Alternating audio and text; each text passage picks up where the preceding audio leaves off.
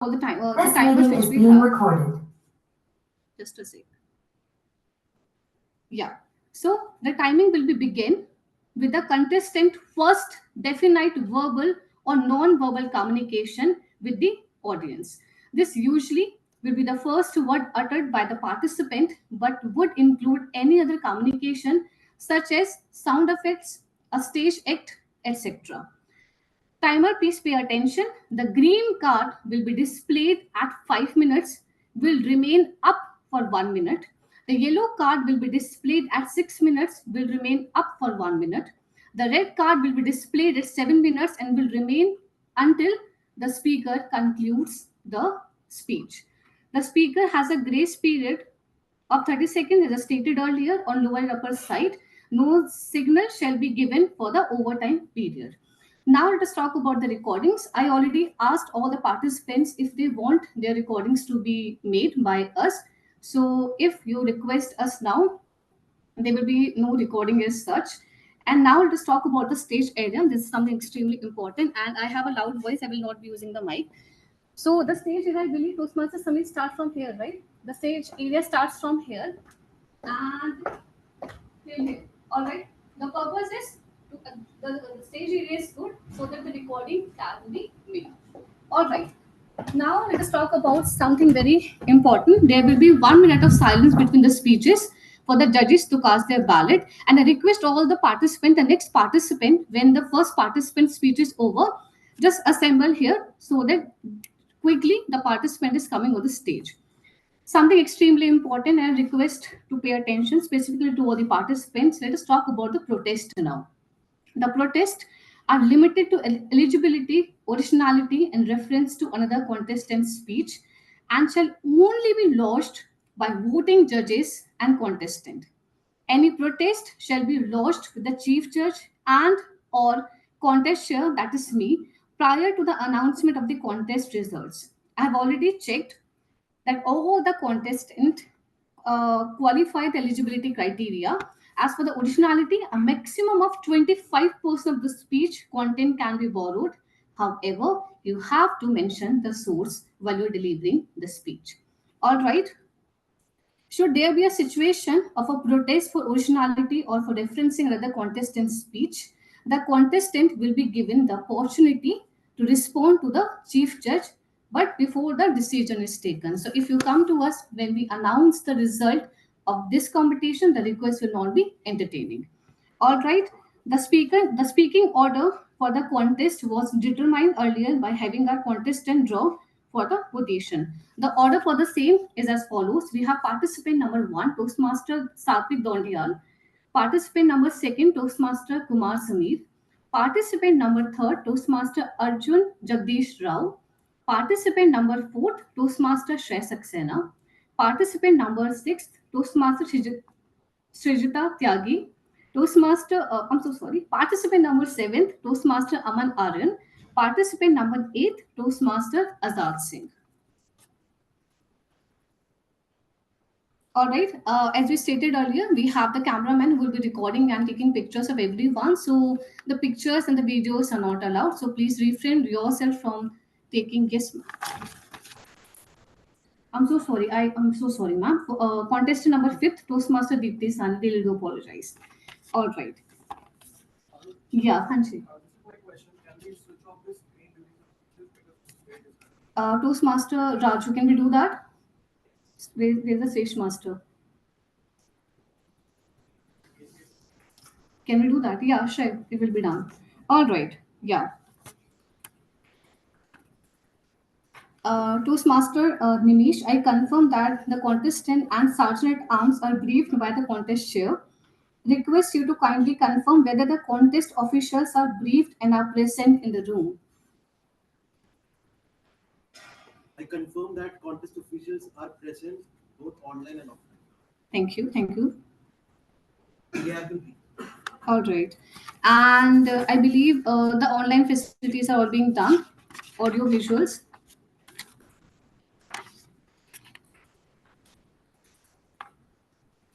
All right. Toastmaster Nimish, do I have the permission to begin the contest? Just one second.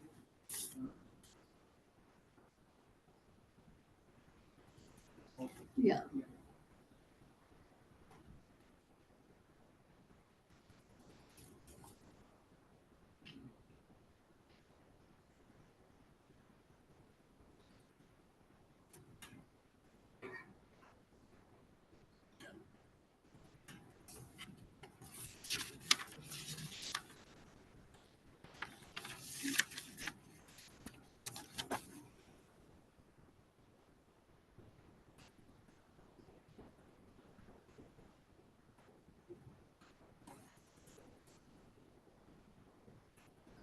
Meanwhile, what did you have in your breakfast?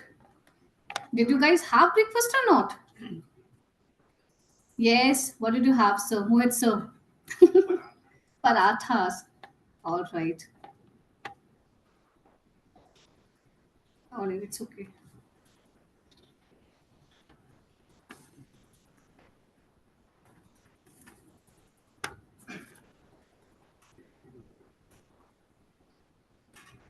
All right.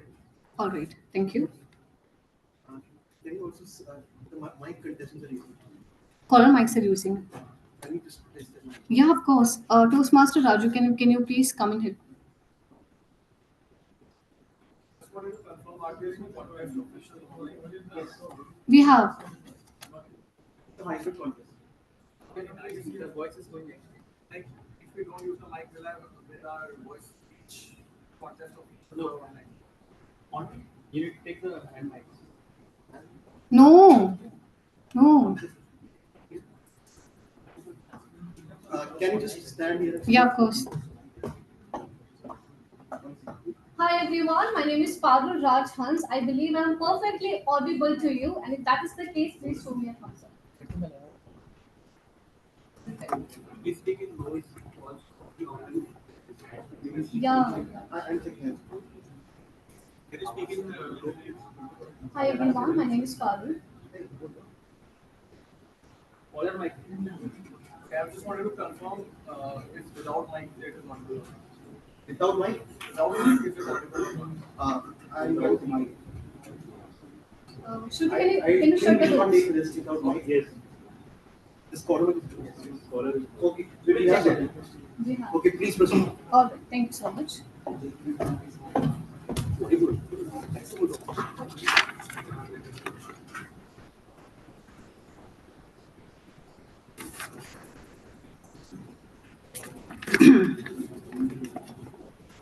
I request everyone to be seated now if the issue has been resolved.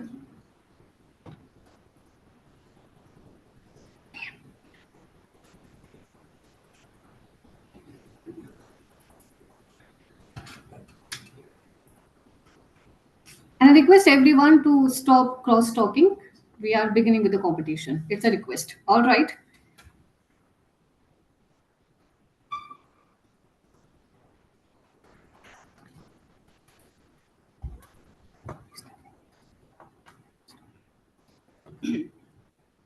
Abdul, please be seated. Contestant number one, Toastmaster Satvik Dondial, please be on stage.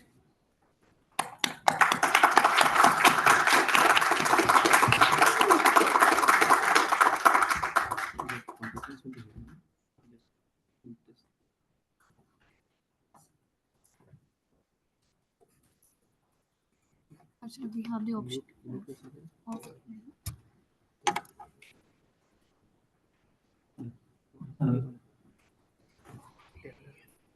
Hello.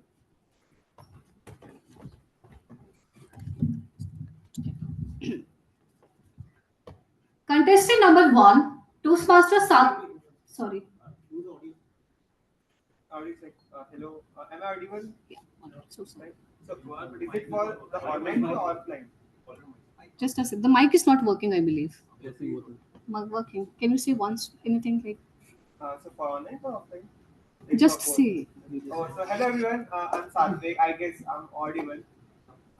no. You are audible, but mic. Mic is not working. That's what I'm telling you.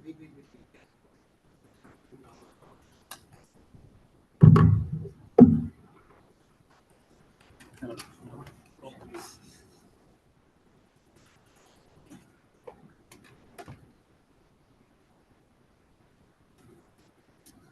Am I audible to everyone?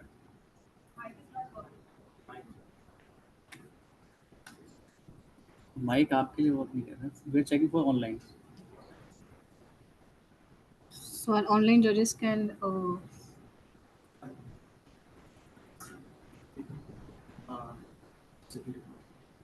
you just keep saying one line. It's a beautiful day sort of thing. Now speak louder. It's a beautiful day. Just keep on saying now. It's a beautiful day. Yes. It's a beautiful day. Yes. It's a beautiful day. Yes. It's a beautiful day. Yes. You have a beautiful Yes, smile. I can hear you. Thank you. Please make sure that you are loud as well. They can hear you, not an issue. I do not know what are the technical issues that may come. Okay. That's why I have got a confusion that you are audible. For the members inside the room, you may take front seats if you are not able to hear. Because he is audible online. He is not audible here in Telegram. So you may take the seats like in the first 3-4 rows. Shall we begin, sir? Yes, please. All right. Contestant number 1, Toastmaster Satvik Dondial. Encouragement. Encouragement, Toastmaster Satvik Dondial.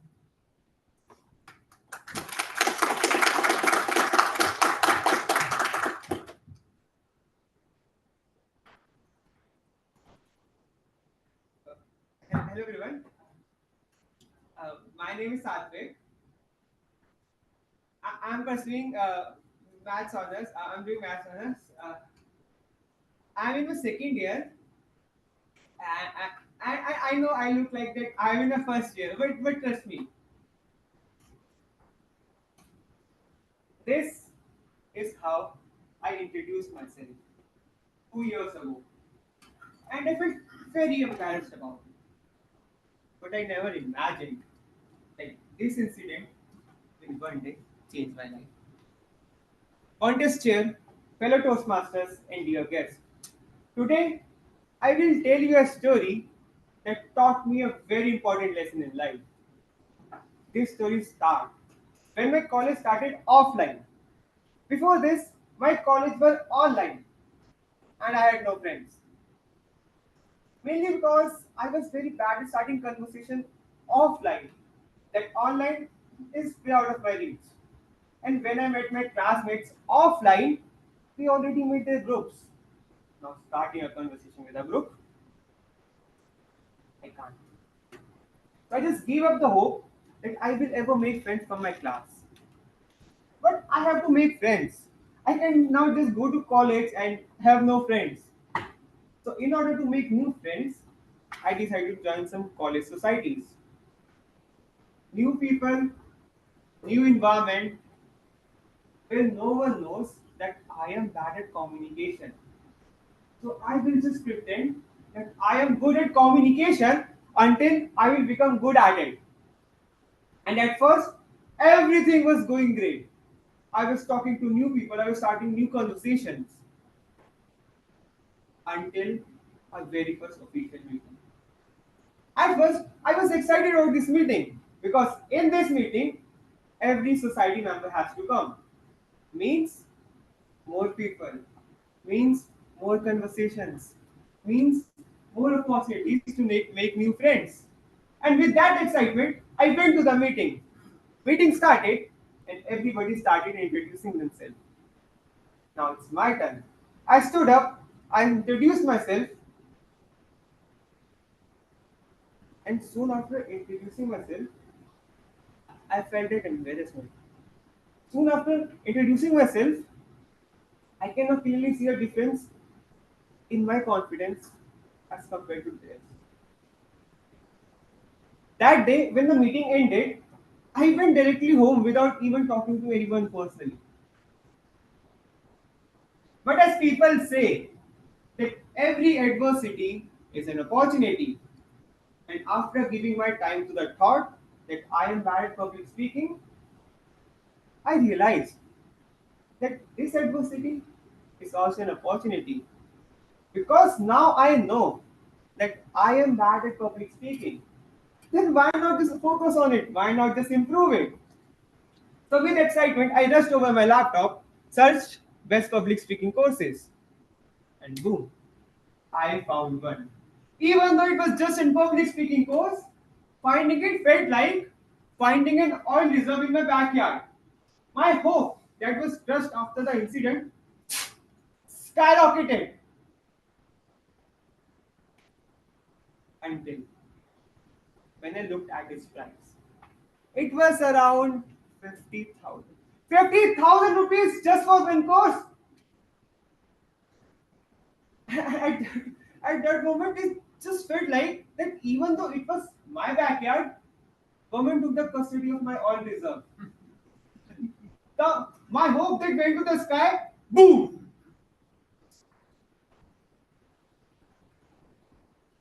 But now I wanted to improve public speaking so badly that I searched again.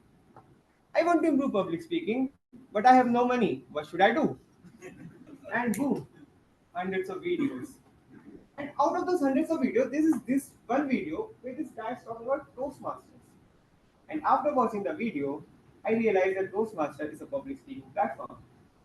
So I searched again best Toastmaster club near me, and I found one. And I decided to join their meeting as a guest. Now, on the day of the meeting, when I reached to the location, I saw 10 to 15 people already waiting for the meeting to happen. Meeting started, and soon after meeting started, I was suddenly asked to come upon the stage for table topics. They gave me a topic to speak on my name. Very easy topic. I should have said so many things. But I don't know why. As soon as I stepped on the stage, it's like I forgot how to speak. It's like I want to speak, but words are not coming in my mouth. I want to think about a topic, but thoughts are not coming in my mind. I'm starting getting nervous. My legs were shaking. And when those 10 to 15 people saw me getting nervous, they started encouraging me on my failure. In any other place, people might have laughed, but they were just encouraging me. They were saying, "Don't worry, Sabik, tell us about your full name. Don't worry, Sabik, do this. Don't worry, Sabik, do that." And by seeing their encouragement, the fear just left out of my body. And that day, I spoke for 1.5 minutes on that topic. And that day, I realized a very important lesson in life. Like whether it's a personal goal or your professional goals, we can achieve anything. We just need a little encouragement. Because there's a thing with encouragement that it can take you the places that you have never imagined yourself to be in. Just like their encouragement took me here. Over to you, contest chair.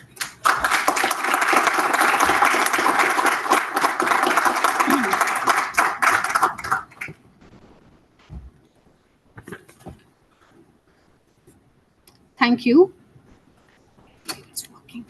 Let's observe the silence of 1 minute for the judges to cast their ballot. Timer, please confirm as 1 minute is over.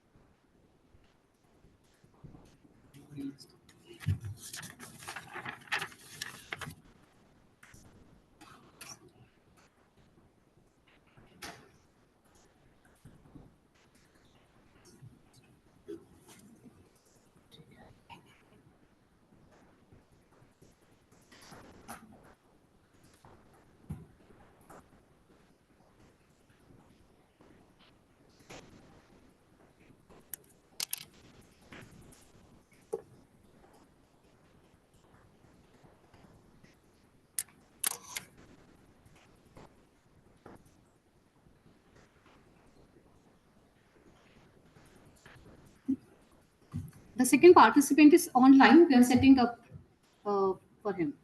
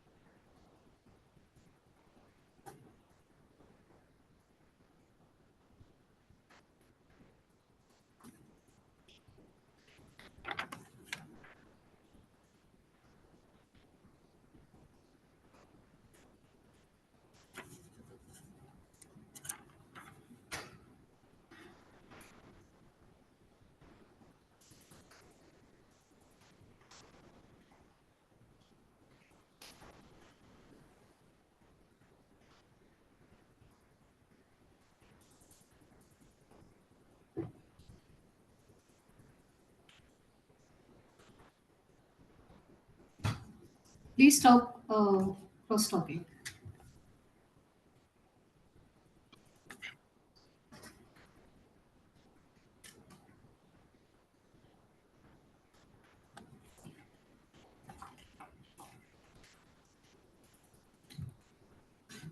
Can we put him on spotlight?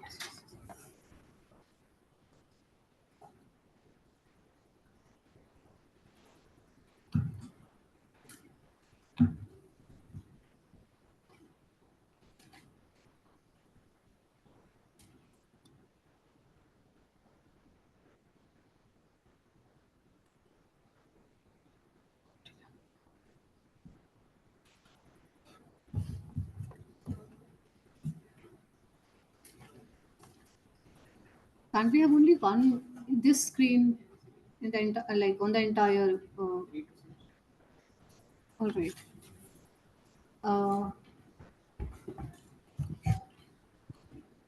Toastmaster Samir, can you repeat some sentences after me?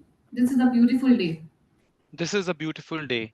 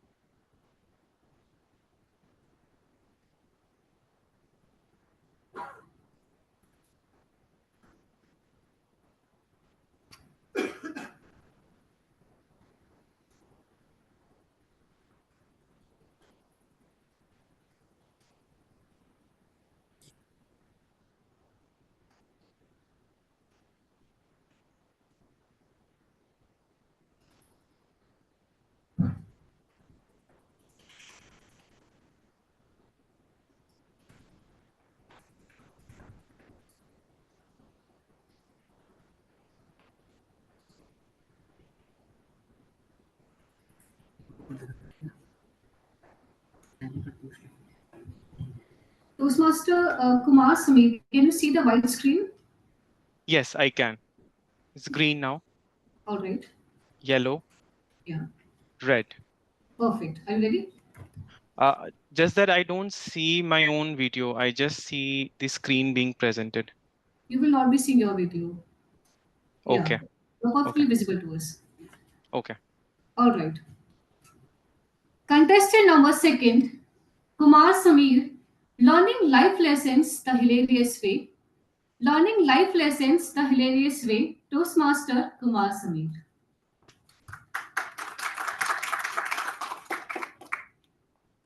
They say that when life throws curveballs at you, but when those curveballs come with a diamond ring to it, then take it. Today, I'm here to confess. Yes, you heard it right. Confess. Unlike Chetan Bhagat, I'm here to talk about 3 of my hilarious misadventures from my life. And the very first one, I call it as the face wash fiasco. I remember the early days of my life when the salaries were like peanuts, and my hostel room was a sheer testament to that minimalism. Now, my roommate had been an ardent believer of Ayurveda. He had then purchased the face wash from the brand Patanjali called Saundarya. Now, Saundarya means handsome, and I know I am handsome. So, one fine afternoon, there was a very strong, this lemony aroma spread all across the room, not just for facial nirvana, but also for some stealthy usage. After all, who would know if I borrowed just a little bit? Fast forward 1 week, and I'm already flaunting my soft and supple skin. तू हुस्न परी तू जाने जहां तू सबसे हंसी तू सबसे जवां सौंदर्य साबुन Nirma. Oops, did I say Nirma? I meant Patanjali. And my beard, which resembled copper wire factory gone wrong, was now as soft as fur. Until the disaster happened. It turned out that my roommate had actually unbottled dishwash liquid into that face wash's tube just for the sake of convenience. Uh, After all, who does that frugal innovation? Lesson learned. Sharing is caring, even if it is a face wash. Moving on to my second misadventure. And I call this the mic mishap. Speaking of unconventional uses, I'm pretty sure the pandemic forced all of us to the new remote ways of working. And it did blur all of our work-life boundaries, right? Especially for me, one afternoon when there was a very intense meeting going on, arguments were on and on and on, I had a sudden urge to express my deep love, unconditional love, to the most beloved creature of my life. And I blurted out saying, "Mwah, come, baby." And there was a deafening silence in the meeting room. My worst nightmare had come true. My mic was on, and my colleagues thought that those words were for my wife. Nobody knew it was for my darling, my baby, my poor, my pet dog. Needless to say, the rest of the meeting was spent all in explaining what in reality had happened. Lesson learned. This embarrassment too shall pass. Moving to my third misadventure, and I call this the crockery conundrum. Now, recently, I invited a friend of mine along with his wife to my place for dinner. And when they came in, they brought themselves a box of sweets in a cloth bag. Now, even though I have a sweet tooth, more than the sweets, I was so excited to see the bag itself. And I exclaimed, "Wow, this bag is going to help me in my grocery shopping." And everybody was like, "Huh?" Later on, when my wife served delicious hot food on our everyday crockery, my friend, who has been a keen observer all throughout, remarked, "Dude, I got the same sort of crockery for free when I purchased merchandise worth 5K from Reliance Trends." And I was like, "So did I." And everybody started laughing listening at the conversation that we were having. After all, my friend and I had never ever imagined that we would talk about such mundane things in life, like a cloth bag or a crockery set. But yet, here we were as married men, giggling over the joys of trivial things in life. Lesson learned. Marriages don't change you. It just changes your priorities. So, my dear Toastmasters, the three key takeaways that I have for you. First one, don't judge a book by its cover, even if it has a face wash label on it. Second, sometimes it is completely all right to devote your attention to your loved ones and prioritize them over your work. And third, marriage is not about only finding your true love. It is about laughing together on the idiosyncrasies of life. So, my dear Toastmasters, if ever you find yourself using a lemony face wash hereafter, remember that you are not the only one. Thank you. Over to you, contest chair.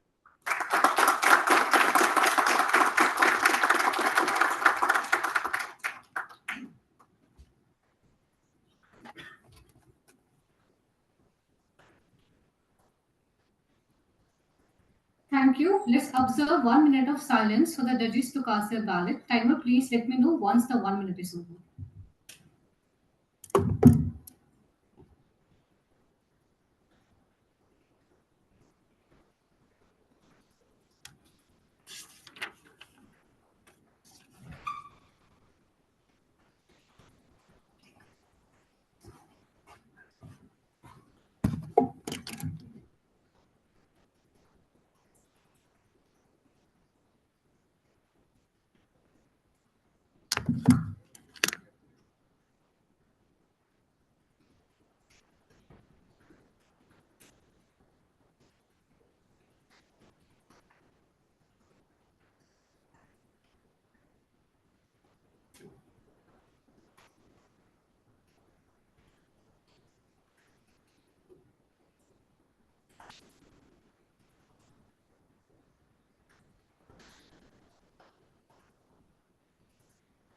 Contestant number 3, Toastmaster Arjun Jagdish Rao.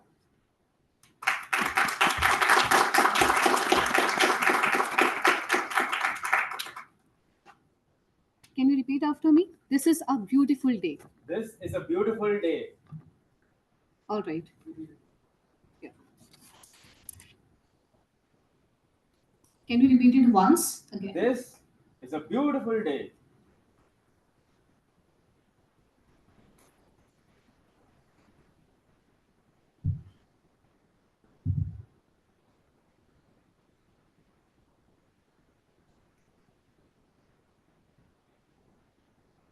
Can we repeat it once more? This is a beautiful day.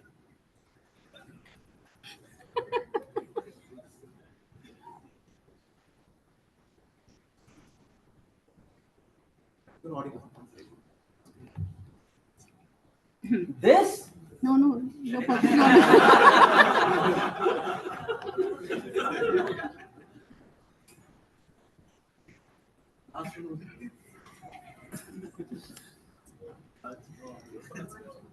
No, you will listen to the speech now. No.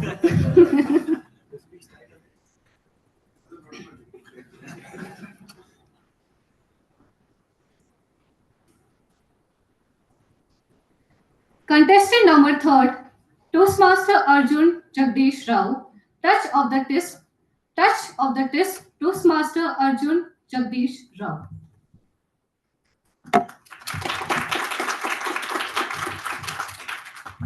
I have this belief that everybody else became an adult, but I did not really grow up. This is a quote by Margaret Atwood.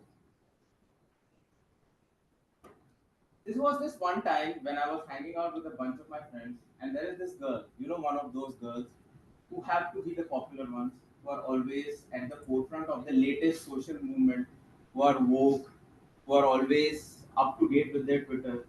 And so she was just in the corner talking to her friends and telling one thing in her Sobo accent, South Bombay accent. I think he has a little touch of the tism. Touch of the tism. A little touch of the tism. And I knew what that meant. But I knew that all the other plebs over there, they did not know what that meant. Tism is short for autism. That is what we are calling autism nowadays. For those who don't know, autism is a spectrum disorder characterized by developmental problems and certain compulsive behaviors. And I knew all this.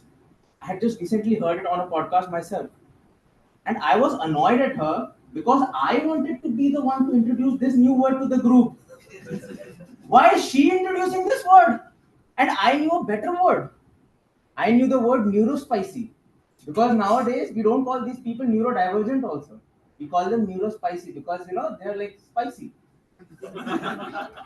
And in this moment, when I transitioned from irritation, anger, and moral superiority, what a child.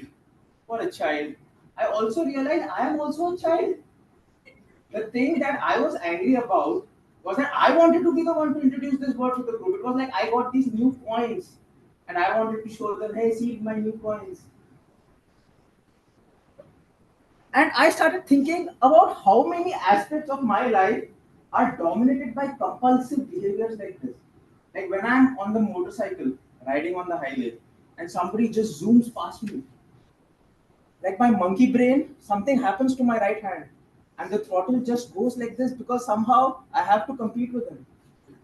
Even though it has happened that 5 minutes later, that guy is now fallen down in an accident and is, like, I don't know, something has bad, but my brain goes like that.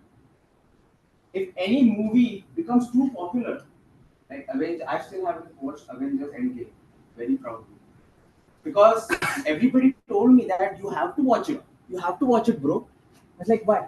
No, I'm not gonna watch it. Oppenheimer, not gonna watch it. What is this? Is not wisdom. This is compulsion. Going opposite of the crowd is also being with the crowd in a way. Another thing in the office, like when 6-7 years ago, everybody and their uncle were jumping on the machine learning bandwagon. I refused to jump because I was like, these people are not cool.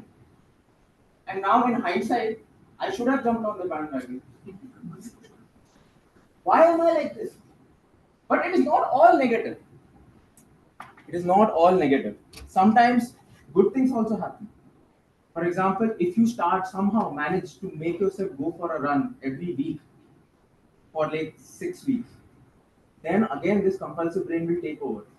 And now you want to beat your times every single day. Is that wisdom? I don't think so. You are also again taking advantage of your compulsive behavior. When they say that you are the sum total of the 5 people that you're closest with, again, you're not really applying wisdom. You're just doing what your people closest to you are doing.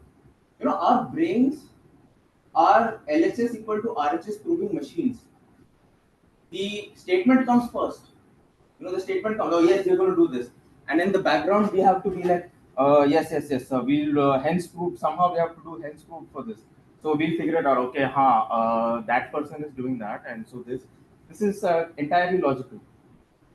And nowhere is this more clear than in matters of the heart. Because for the longest time, I was the dating guru for all my friends. Because it was so easy to give advice when you don't care. Don't get emotionally invested. You get on her radar and then you be aloof, you act cool, and then if she's interested, she'll come, and all that nonsense. All of that goes out of the window when your heart goes into the washing machine and it starts getting spun dried, and you do everything wrong that you've been telling your friends for years not to do. For years. Yes, our hearts, our brains, our LHS equal to RHS, the compulsion comes first. And so I don't really feel any right to feel superior to any autistic person or any autism person. Because I have a touch of autism too. Because their compulsions are medically significant, but mine are more normal. So we think that, okay, yes, they should be able to act rationally and we are acting rationally. No, we're not. Nobody is in control. Unless, of course, you're talking about cold-blooded accountants. They are the only people who seem to be completely in control all the time. But they don't count as people. So when I got back to this conversation at the table with the girl, somehow the conversation veered back right to me, and she asked me in this like very derisive, very irritating tone, "Hey Arjun, I bet you really like the movie Animal, no? It is exactly your kind of movie." And I thought that movie was the fever dream of every man. Okay, like this is the kind of stuff we dream about when we are like sick in bed and we cannot move for 3 days. And it's an entertaining one-time watch. But I couldn't say that. I did not want to say that. Because she had asked me this question in bad faith. And so again my tismic behavior came out. And I said, yes, I loved it. I think this is the way every man should behave all the time. And so then she started calling me, oh, you are just Vanga Reddy. I was like, yes, I hope you call me that. I hope that name sticks. I want to be called like that. And then she walked off in a huff. So that was my, even though you know where your behaviors are coming from, you still can't resist acting out the touch of your autism. Back to the contestant.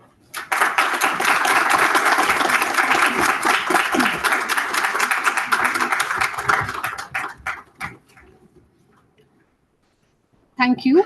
Now let's observe the silence for 1 minute for the judges to cast their ballot. Timer, please let me know once the 1 minute is over.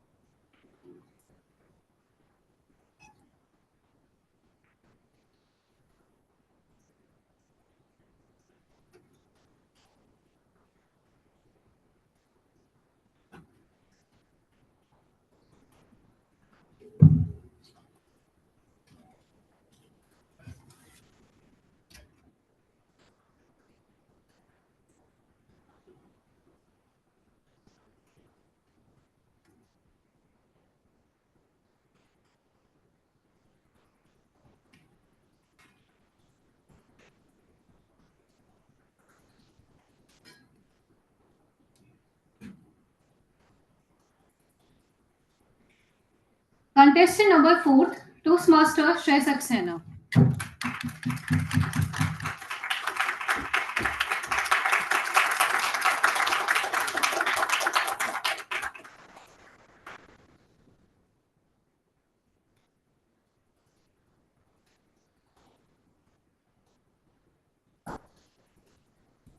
Toastmaster Shrey, please repeat these lines after me. This is a beautiful day. This is a beautiful day.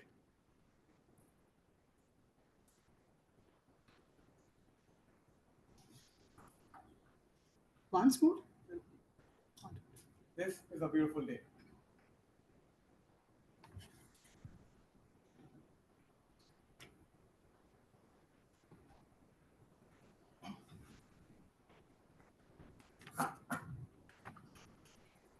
This is a beautiful day.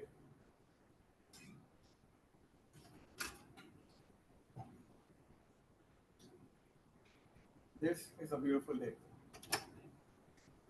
You have to adjust the mic. Toastmaster Raju, can you help him?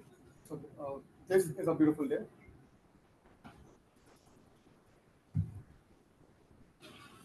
This is a beautiful day. He's going to help you with the mic. Please. This is a beautiful day.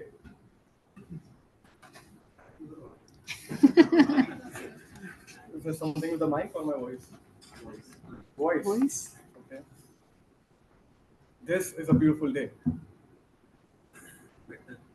Better.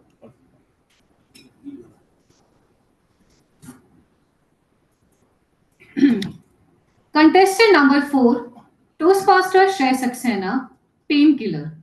Painkiller, Toastmaster Shrey Saxena.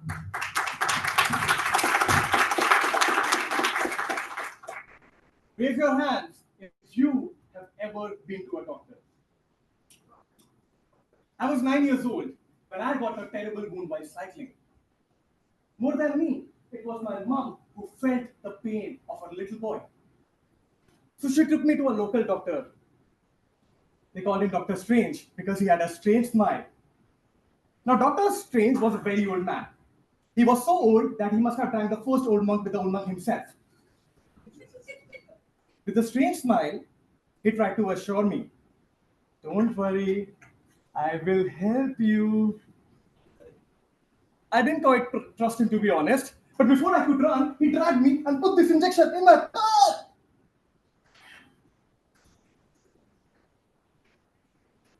It was terrible at first. But soon, the pain disappeared like magic. Dr. Strange gave me a painkiller and turned my pain into relief. Have you been a painkiller in someone's story? Madam Contestant, fellow Toastmasters and guests, I was born in an exceptionally amazing family. My mom is the coolest person in this warm planet. If you ever come to my home, instead of water, she'll offer you a chilled bottle of beer. Except on Tuesdays and Navratras. As for my dad, bold, full of life, and super innovative man. I call him DTN. Distinguished, tipsy, master. His wisdom comes out when the beer goes in. One fine evening, after a few bottles, he told me, "Son, life is full of pain. Everyone is fighting their own battles. Help people whenever you can and whatever way you can." After telling this profound thing, he asked me to help him with another bottle. But I took his words very seriously, and I wanted to be a painkiller. So during college, I saw my friends struggling to find dates. And I was like, that's it. I'm going to help my friends fix dates. I was able to help 3 of my closest friends. Well, Gautam, I could not because his crush got a crush on me during the process. I even thought of having a startup called Tinder, which will help men set up dates on Tinder. Well, not all ideas come to light, but hey, my objective was to help others and be a painkiller. Fast forward to March 2020. The world came to a standstill due to coronavirus. Raise your hands if your life got affected during the corona phase. Jobs perished. Health infrastructures collapsed. Maybe you lost a loved one. The Indian government was looking for a solution to fight this pandemic. Since our non-profit venture was already working with the government, a top government official called me and said, "Shred, we are looking for a solution to fight this pandemic. We are gathering all our resources because the people need help. See if your organization can do something." Our organization neither had any experience in medical science nor the finances to execute a project. But we had a reputation of solving problems for the society. So Dad and I decided to fight Corona over few Coronas. We thought of those people who did not have the means and resources to go to the hospitals during the lockdown. The tipsy intellectuals in us thought, instead of people going to the hospitals, what if the hospital comes to people? That's it, ladies and gentlemen. That's how the idea of Hospital on Wheels was formed. Next day onwards, we started reaching out to technocrats, bureaucrats, scientists, doctors, fundraisers. These amazing, selfless people got together for one cause: to help others by providing them accessible healthcare. We were able to raise close to $250,000 and delivered multiple Hospital on Wheels. Through this initiative, we were able to serve over 250,000 people by providing them doorstep medical services. The smiles and relief on the faces of people made us realize that we not just became their painkillers, but also provided hope and comfort during a very challenging time. Friends, we all have the power to be someone's painkiller. Just like a painkiller soothes physical aches, small acts of kindness, compassion, and empathy can heal invisible pains. It's not about grand gestures or heroic feats. It's seeing someone's pain and stepping up to help.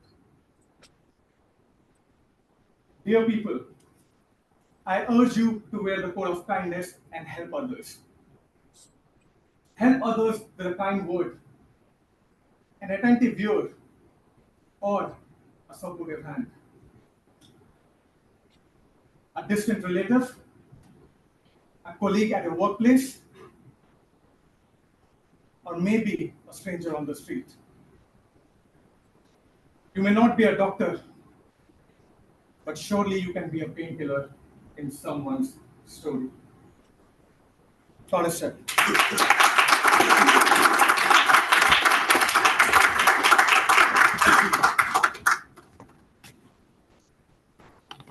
Thank you. Now let's observe the silence for 1 minute for the judges to cast their ballot.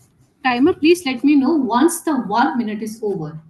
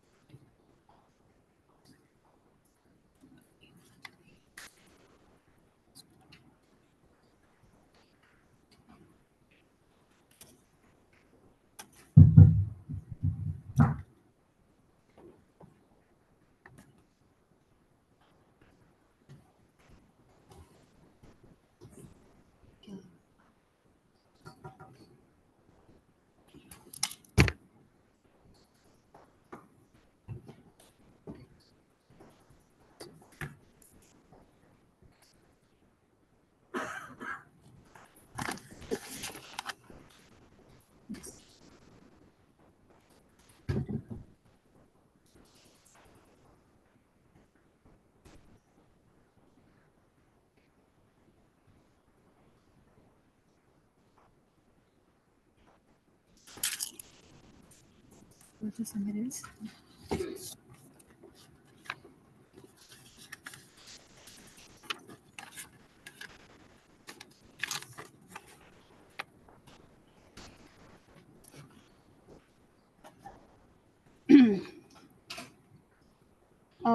Can you please repeat these lines after me? This line after me. This is a beautiful day. This is a beautiful day.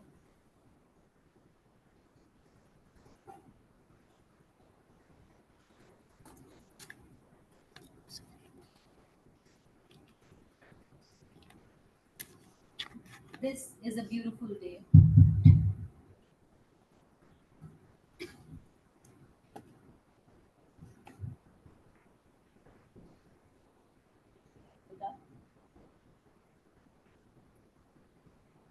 This is a beautiful day.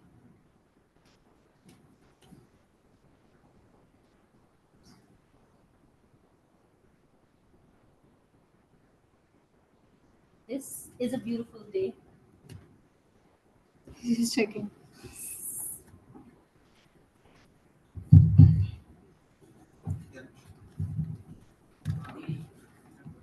Please move ahead. Is that okay? All right. Contestant number 5th, Toastmaster Deepti Sahani. A gift for someone you love. A gift for someone you love. Toastmaster Deepti Sahani.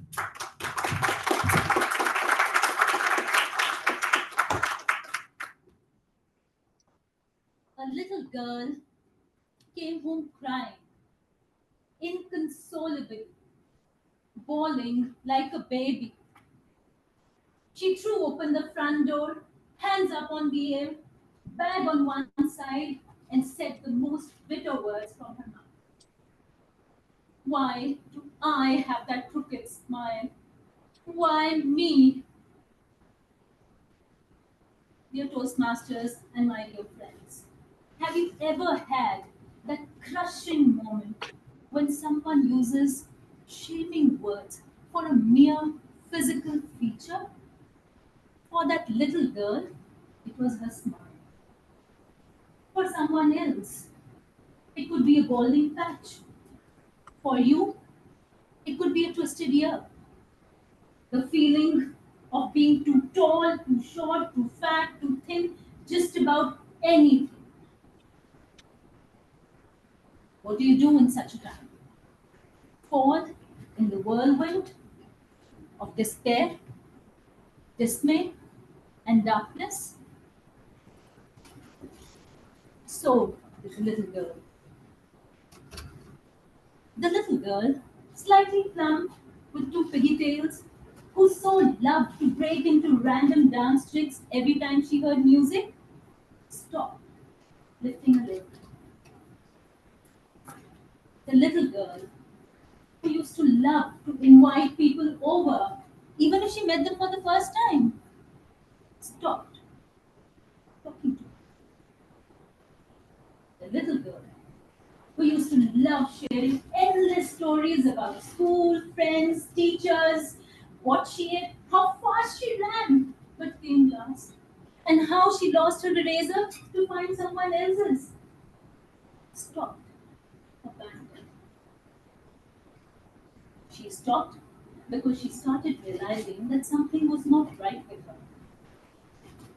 She realized it in her weekly trips to a clinic where they used to apply a cool gel on her cheeks and numerous hair-like thin needles. She realized it in every time her mum looked at her lovingly and said, "Darling, you're okay." She even realized it in flipping through family albums, looking at her photos, and that crooked smile. Crooked, too strong a word for a little girl. Apparently, that day in school, a tall, strong boy, Kuljeet, stopped this little girl at the classroom door. He raised his bushy eyebrows and said in a boisterous tone, "Hey, tell me, why do you smile like that? That crooked smile." Those shaming words were the last nail in the coffin. The girl could not take the pain anymore. Bruised with those words on the inside, she poured her heart out at home. And at home, the wailing and whining continued for a very long time. Her mum made numerous trips to the kitchen to fetch her cookies, chocolates, drinks, just to pacify that little girl. For sure, she paused, ate, drank, but continued howling. Even her grandma tried to make a pitch to pacify the girl. "At least you got to get a chance to go to school. I did not even get one." But of no use. That's when a quiet gentleman sitting in one corner of the room was watching this girl from a distance. Unperturbed by all the drama, with unchanged expressions, he stood up, walked towards this little girl, gave her a warm hug, held her chin high, and said to her in the most affectionate tone, "Princess, with that smile on your gentle face, you look like Madhubala." In that moment, something changed. Tears stopped midway on her cheeks. She calmed down. She looked up at the man. And then she broke into a scintillating Madhubala smile.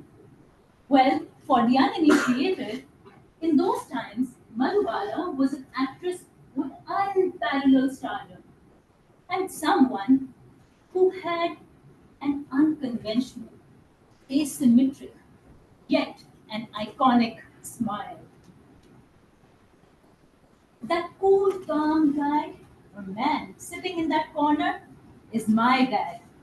And by now, I'm sure you would have guessed who that little girl in the story was. Of course, yours truly, a young and confident woman today. Back then, my dad opened my little mind like the pop of a balloon or the cluck of a chewing gum. He also gave me a gift of confidence. Confidence to be me.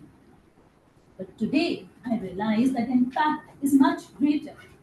In his warm hug and encouraging words, he gifted me compassion. In comparing me with an actress who reached her peak with her flaws, he gifted me courage. Today, play some music and see me dance my heart out. Come over to my house and we'll enjoy a sumptuous meal together. And banter? Don't even get me started with them. Dear Toastmasters and friends, today when you walk out of this room, you will meet someone who has a physical feature which he's unhappy about. What would you do? Would you mock their pride?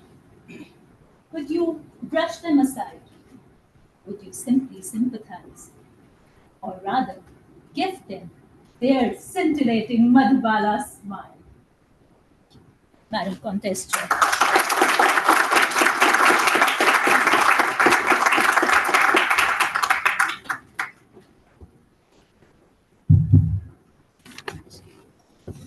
Thank you. Now let's observe the silence for 1 minute for the judges to cast their ballot. I request timer to let me know once the 1 minute is over. Can we put it somewhere else?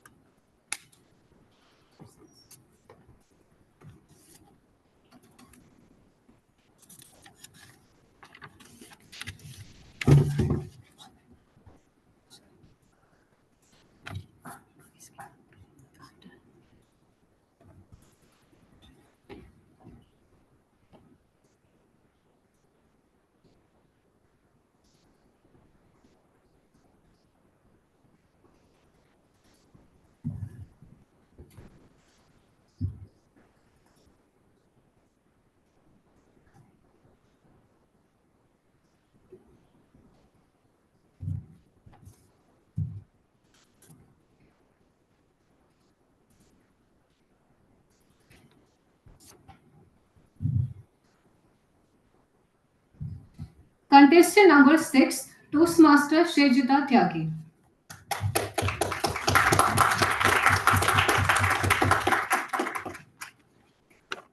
Can you please repeat this line after me? This is a beautiful day. This is a beautiful day.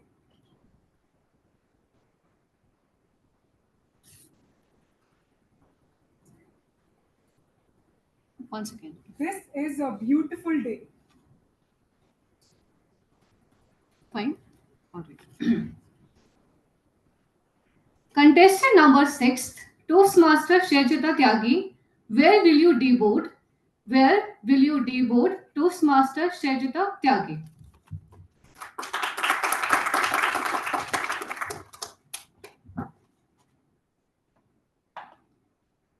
Passengers, the train is about to arrive. Please maintain the distance between the platform and the train. Passenger, door opens. The next station is Feeling. Make sure while boarding and deboarding the train, you take care of your feelings. Passenger, next station is Thinking. Make sure while boarding and deboarding the train, you take care of your feelings. Passengers, next station is Overthinking. Make sure while boarding and deboarding, you know the final destination. Honest chair and fellow passengers. In 2019, when I joined Toastmasters, out of all the plans I had, one was to deliver a speech overseas. And finally, after a year, the plan was about to get executed when my parents planned a trip to Barcelona, Spain. It was a 15-day trip. Now, a normal person would Google after knowing such a long trip must visit places in Barcelona. But if you are a Toastmaster, you're most likely to type best club Toastmasters Club in Barcelona. And I found one. My speech was scheduled on the 13th day of my trip. When I arrived in Barcelona, when my eyes was witnessing the beauty of Barcelona, all my mind could feel was an alarm. Speech, a speech, a speech, a speech. Because I haven't thought about any topic and haven't even prepared a bit. When the day arrived, I was walking towards beautiful market area of Spain towards my club where my speech was scheduled. All I could feel in my mind was, because I don't have planned the topic, but I have not written or prepared any speech. I arrived at the Toastmasters Club of Barcelona. What a beautiful location. One of the most beautiful clubs in Barcelona. As I went there, I could see the Toastmaster of the day, Toastmaster Susan, who came towards me. Now, the Spanish Toastmasters have a little bit different way of greeting. They would not usually greet by handshake, but rather they would use a little more affection towards greeting by doing a little. Apart from adapting to those whole new experience of never giving a speech in the whole new Toastmasters Club that I'm not prepared, I was adapting to the whole new cultural experience of the Spanish people. Toastmaster Susan was very kind enough. She could see the reluctance on my face of giving the speech. She came to me and said, Shweta, if just in case you feel that you don't want to give the speech, please let me know. I'll just shift you to the tabletop. It was very kind of her. But I knew that is not where I want to be bold. I was feeling excessive fear. I was thinking, what if I just go there and none of the water comes from my mouth? If you could recall, any Indian player who goes abroad and a media person asks you, so how do you feel about this whole experience? The person says, it just feels so great. I feel like I'm representing 130 crore Indians. Exactly felt like I'm representing 130 crore Indians on that stage. I sat towards next to Toastmaster Catherine, the general evaluator of the day. She blinked a hi towards me. Toastmaster of the day, Toastmaster Susan, called my evaluator, Toastmaster Lauren, on the stage. Toastmaster Lauren came, a beautiful, tall, blonde woman on the stage. She says, it's very new to see a Toastmaster from a different club arriving here. Toastmaster Shredjitha, if I'm pronouncing it right. No, she wasn't. Even after me telling her the 10th time, she did not pronounce it right. I was called on the stage immediately after the evaluation. I went up there. All I could hear was some words coming out of my mouth, and 7 minutes were over. In those 7 minutes, I recalled something my mom said before I went on the stage. Just stay calm.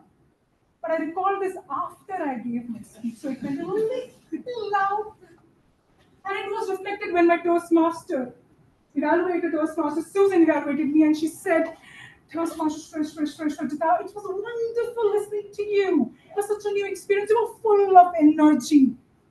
That was full of fear that reflected as energy for me. That, my friends, was the most beautiful experience I ever had of giving a speech. Was it a good speech? Was it the best experience, the most best and satisfactory experience I ever had? Fellow Toastmasters, aren't we all boarding the train of your dreams, of goals you have set in life? We all are the passengers of the dreams, the train of dreams, the train of your goals. And sometimes when you go in that train, you will be passing by and through the station of feeling fear, thinking you should not, and overthinking what if this goes wrong and you should give up. But, my dear passengers, the question is, where will you be bored? Are you going to deboard when you feel things?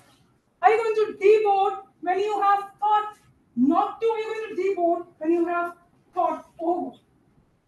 Well, I think my station has arrived. By the way, where will you deboard? Contest chair.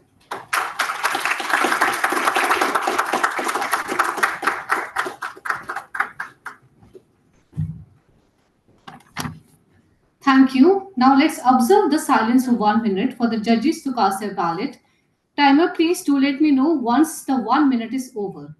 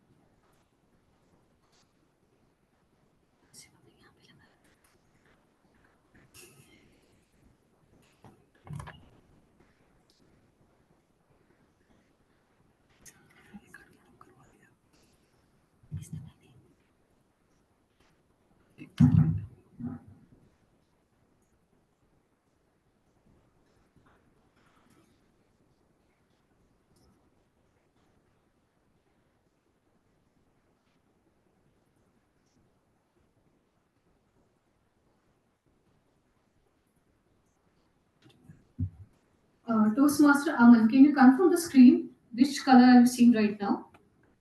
White, Can you change it? green, yellow, red. Perfect.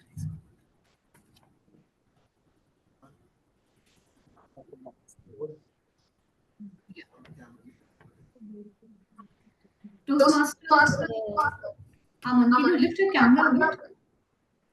Yeah. Like Yeah. this. It's better now? Yeah. Thank you. Just a second. Is it better now? The screen? Toastmaster Nimish?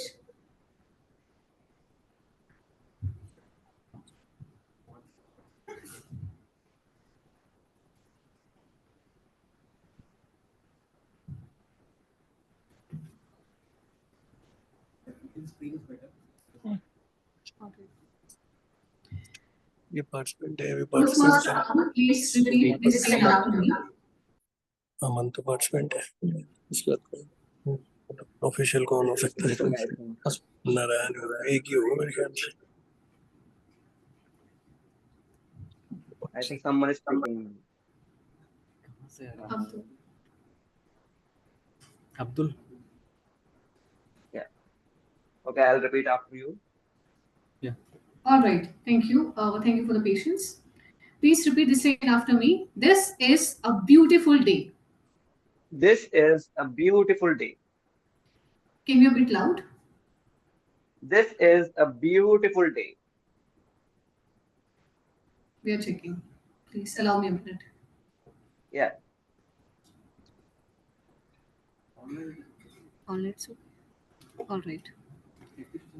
Thank you, Toastmaster Raju. All right. Toastmaster Aman, are you ready? Yes. Is my voice clear? Can you be a little bit louder for every one of us?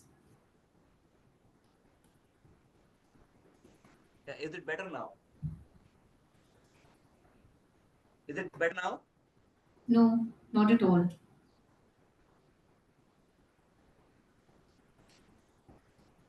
Yeah. Is it better now? Yeah, much better. Thank you. Okay. Okay. I'll try to speak a Begin bit higher. shortly.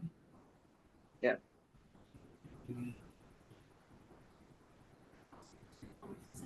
Yeah. Can you say it once again? This is a beautiful day. This is a beautiful day. Better. Thank you.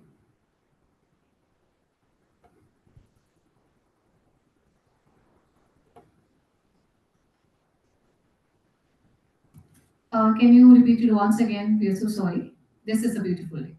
This is a beautiful day. You have to speak a bit louder, I believe.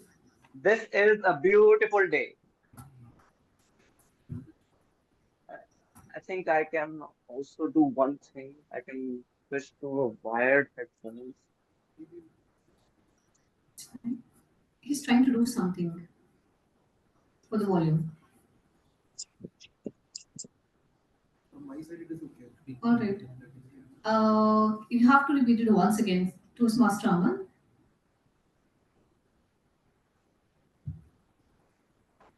Yeah, is it better now? Yes, much better. Okay, okay. I'll have to do it a little bit on the wired. Okay. Will you be not uncomfortable? I mean, Yeah, just a minute. I'll have to give it a little bit while sitting down, but I think I can do it. Yeah. can he do this? No? Yeah? It's up to you. All right, it's okay. Are you ready? Yeah, yeah. Yeah, yeah, I'm ready. Contestant number 7, Toastmaster Aman Aryan, Merits of Boredom. Merits of Boredom, Toastmaster Aman Aryan.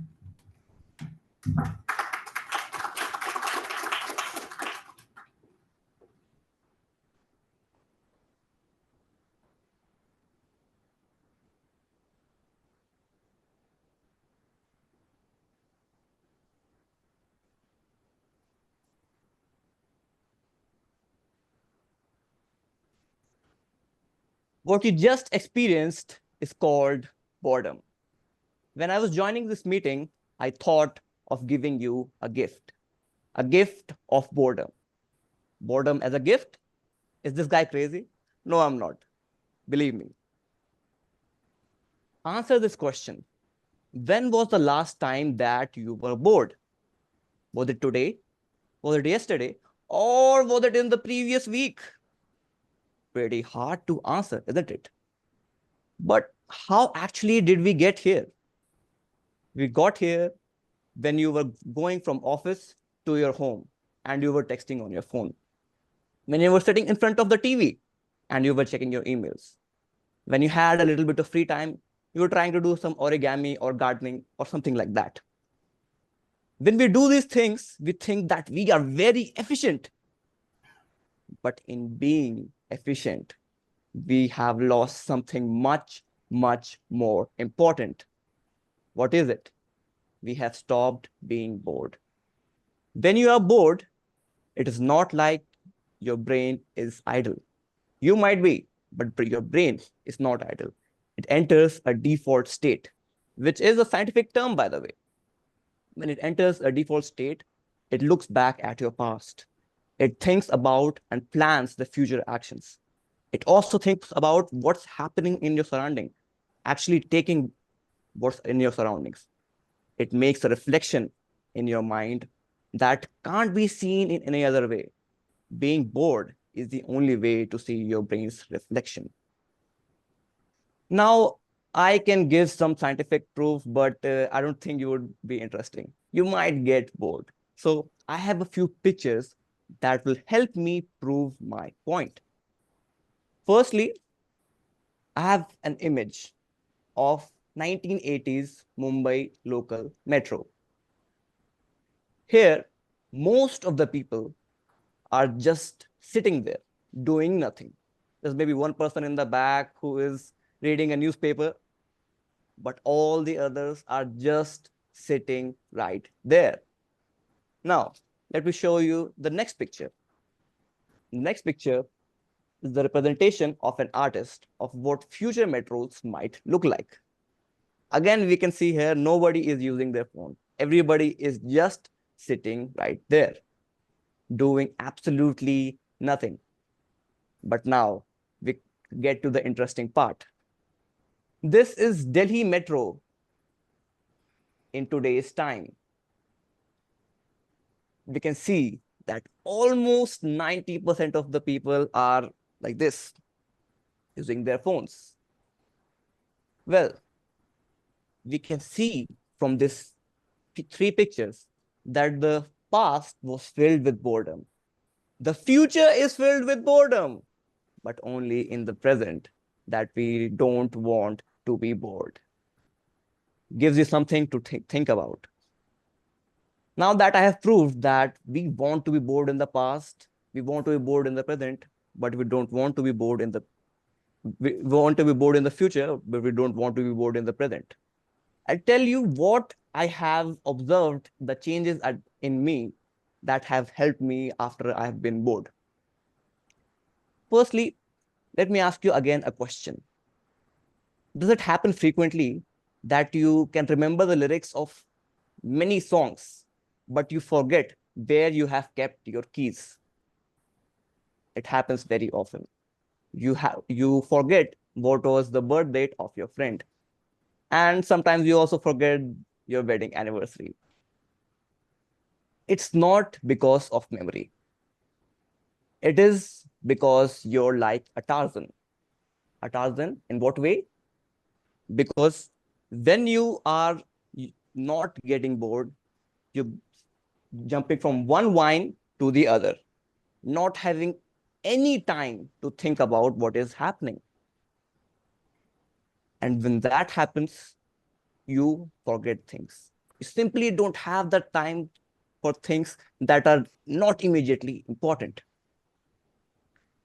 Due to this, I have been able to call my friends when I remember their birthday. And that is only when I'm bored. When you're busy in your life, you will never remember your friends' birthdays. Next, I'm someone who has given the cat in the previous year. And I was solving logical reasoning sets, and it was pretty hard for me. Well, there was one time when I had a lot of time spent, 1 to 2 hours on only one set, and I was not able to solve it. So what I did, I just left it there and went on to be bored. I did nothing for a little bit, and immediately something struck my mind, and I got there, solved it in 5 to 10 minutes. See, I was idle, but my brain was working full time. The third thing I would like to say is that whenever you go on the street in traffic, you see people driving very, very dangerously. Is it because they want to get there on time? Actually, no. They may tell you that they want to get there on time, but that is not the case. See, if you use logic, even if you drive dangerously, you will reach your destination maximum 5-10 minutes early, which is not a lot. The main important thing is that they want their brains to be stimulated all the time. And they can't wait. They can't have the patience to wait in the traffic. That kills a lot of people in the air. It causes many, many accidents. And when you are bored, you get a habit of being patient, thus also saving your life. Yes, my friends, boredom can also save your life. Finally, I would like to end my speech by saying that go out there, sit beside a window, look at the sky. Go out there on long walks all alone. Have a cup of coffee just by yourself. Back to you, contest chair.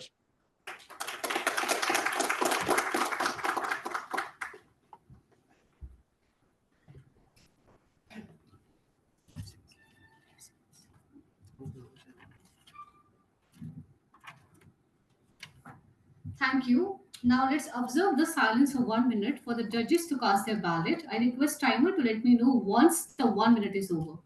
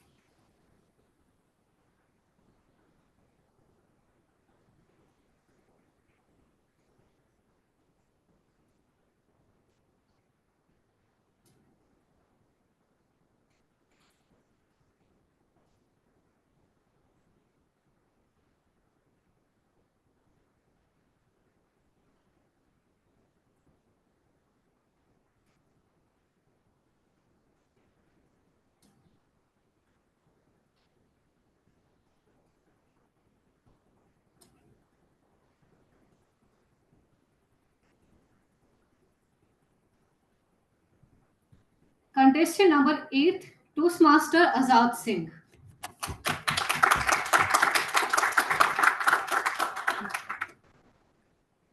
Toastmaster Azad, please repeat this line after me. This is a beautiful day. This is a beautiful day.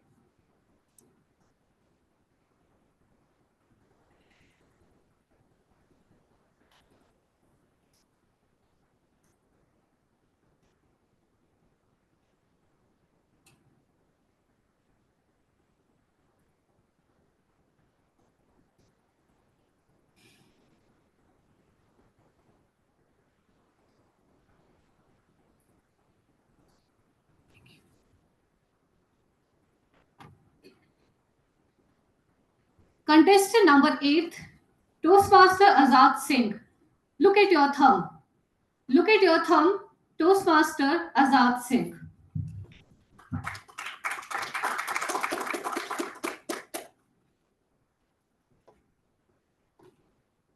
Your uniqueness is what makes you special. And that is beautiful. It is a statement by Nia Jax, who is a wrestler at World Wrestling Entertainment. But the irony is, she fights in ring. And all of us, or most of us, we fight against our own uniqueness, our own dreams. Miss Contest Chair and my dear unique souls, may I request you to look at your thumb? Yes, that's right. Yes, that's right. Look at your thumb. Nothing? Yes, there is everything. It is a metaphor, a classic metaphor of our very being, very essence, of our uniqueness, our competence to transcend comparisons, our ability to take decisions fearlessly, and our voice of heart to dream. In this world where everyone is trying to make you fit into a predefined box, so much so that you forget about your own uniqueness, about your own being, who you really are.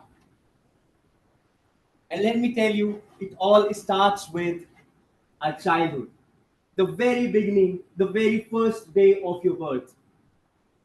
Have you observed when a child is born, the relatives from both sides they come, right? Look at the nose, it is a father. Look at the lips, it is a mother.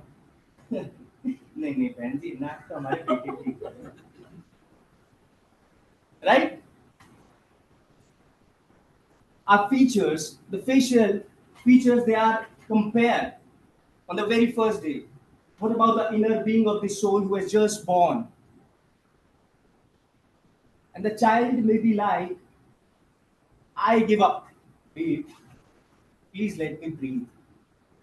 I remember it was 2011. I was pursuing filmmaking. I wanted to be a film director.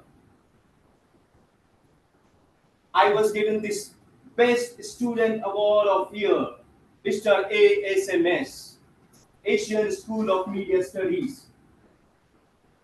I went back home with this trophy and tell my mother that I won this trophy, I want to become a filmmaker, and it is confirmed now. I know I got the confirmation from outer world. What kind of contradiction is this? And a news was broken to me.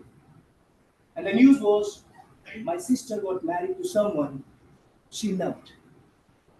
This may be a normal news for you.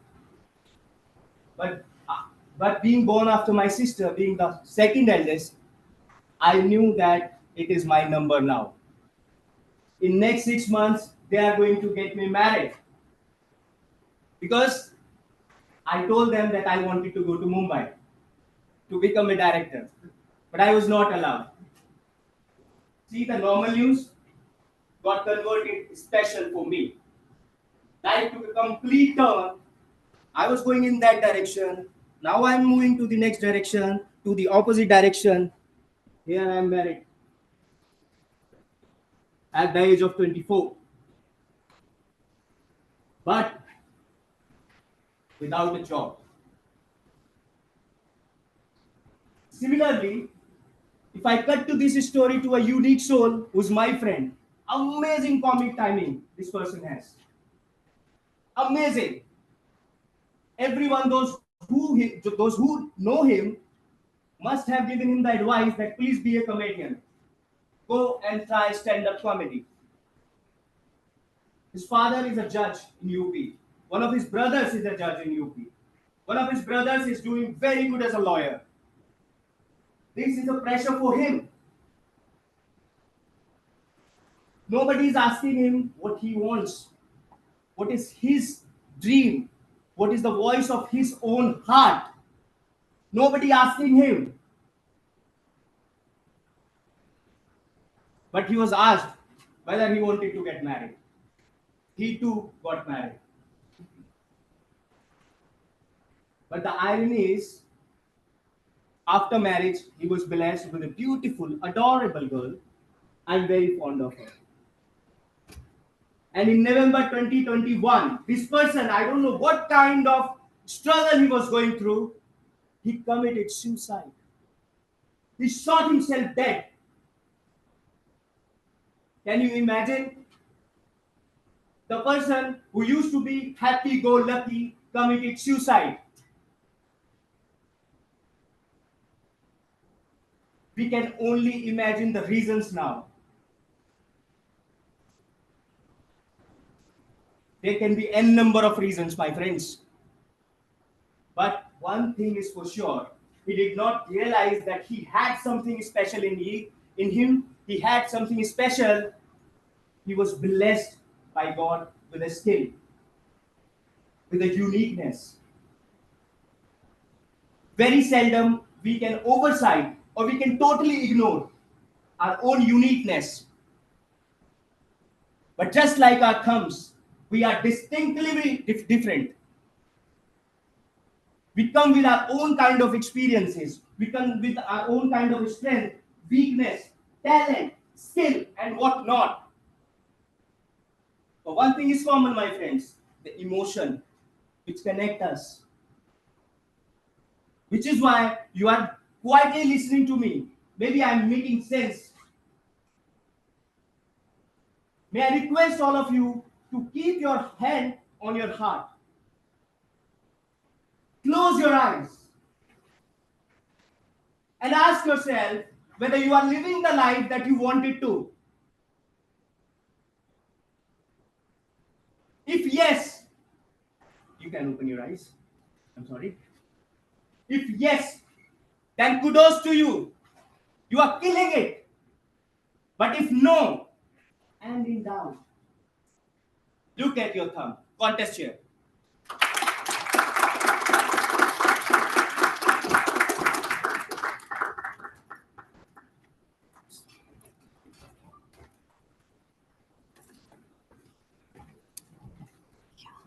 Thank you. Now we will observe the silence for 2 minutes for the judges to cast their ballot. Timer, please let me know once the 2 minutes are over.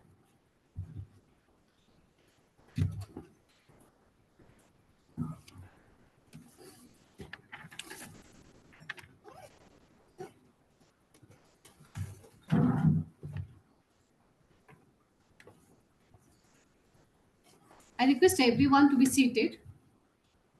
The competition is still going on.